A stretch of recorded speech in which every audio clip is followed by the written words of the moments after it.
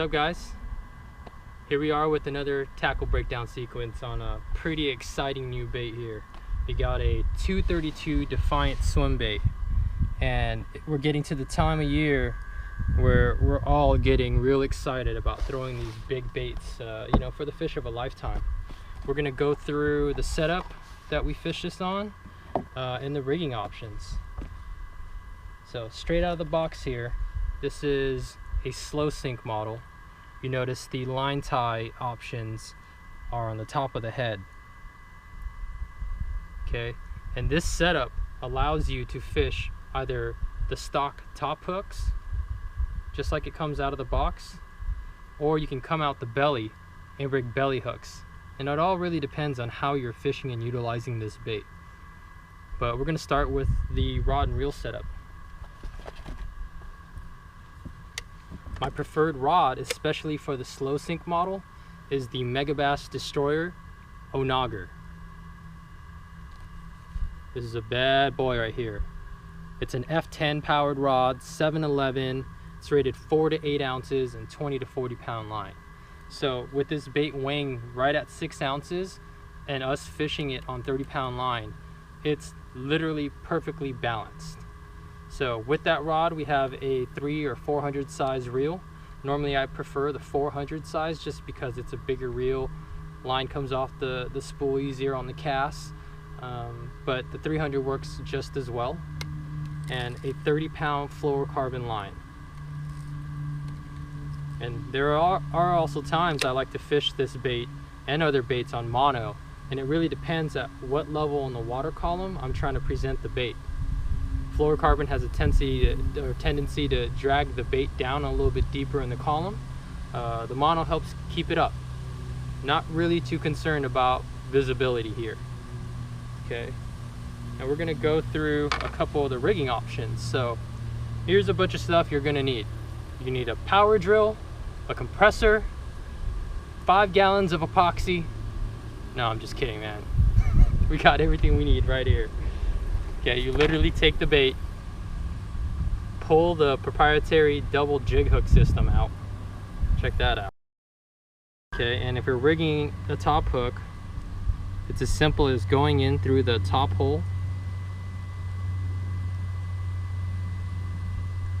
Boom, out comes the line and the dorsal fin.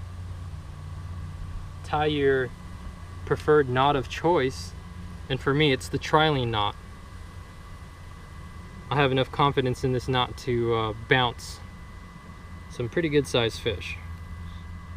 So check that out. Always moisten your knot. Draw it down tight and carefully. Boom. Okay. Trim to your desired length. And here's the beauty of this bait. It is a line through system. You pull it right into place. Check that out. That's it. You're done. One little thing that I do like to do is take a paper clip. Okay. And you want to cut this paper clip here in half.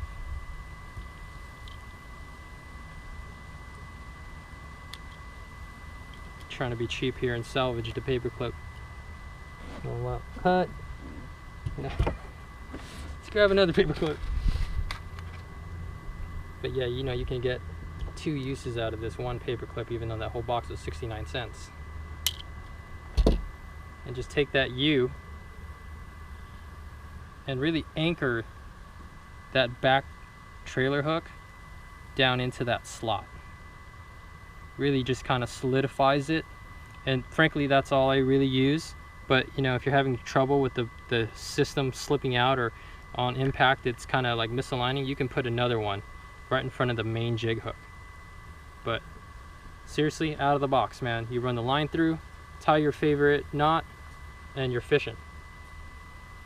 Simplicity and function. Pretty badass. No crazy tricks. None of that. Now the other thing we can do is rig it bottom hook. And this is where the versatility of this bait really shines. You know, if you're fishing this thing over submerged grass or timber or rock piles and you want to keep it up and these fish are looking up at a bait, now you just take your line and go through the belly and out it comes. Okay, so you have the versatility of the top and the bottom hook options. Now for a bottom hook, I like tying a 2 treble system. You don't always need it. A lot of times they'll eat the whole bait and 1 hook is good enough. But there are times when I catch these really big fish on just the front hook. So what I'm gonna do, and I've done this fairly recently, but my buddy from back in the day, Mr. Rafael Rossi, used to show me how he used to crimp his leaders with 100-pound mono. And at the time I didn't understand it. You know, I was fishing wire, like 7-strand stuff. And I've had a lot of success on it.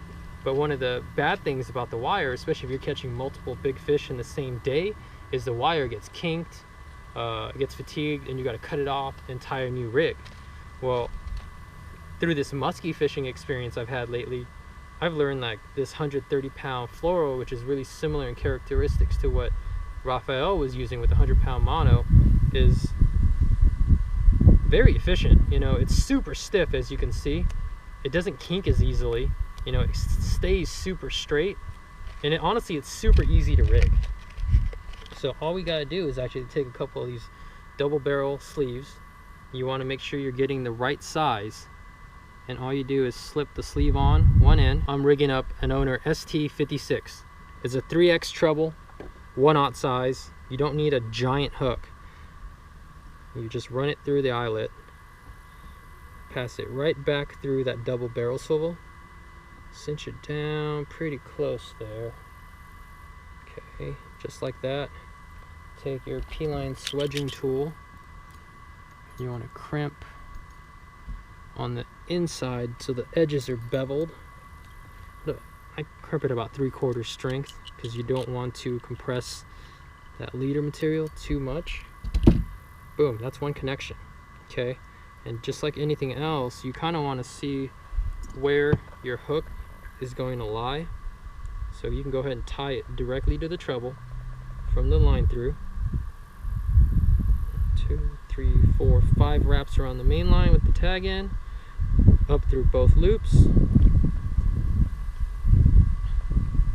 Cinch down, a little bit of pressure on the tag end to help it cinch down cleanly. Boom, that's done. Okay, now it's all about the spacing, and with these baits I really like to pin just enough of that treble for it to grab the barb. Okay, that's where it's going to sit. And then I typically like to insert the secondary hook in between the pelvic fins here and the anal fin. So literally right there in the you-know-what is what I'm going to go for. So I'm going to go ahead and just trim off just enough. Okay, take another double sleeve, my second hook, and you want to be careful to rig the hook the way you want it to sit. So just like that. Then you want to make sure your length is on point.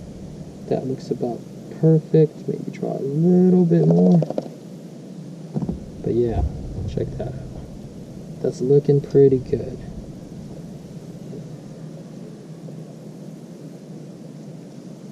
Get that crimp down there. Always take your time and be very careful with this crimping. Boom. Okay, trim.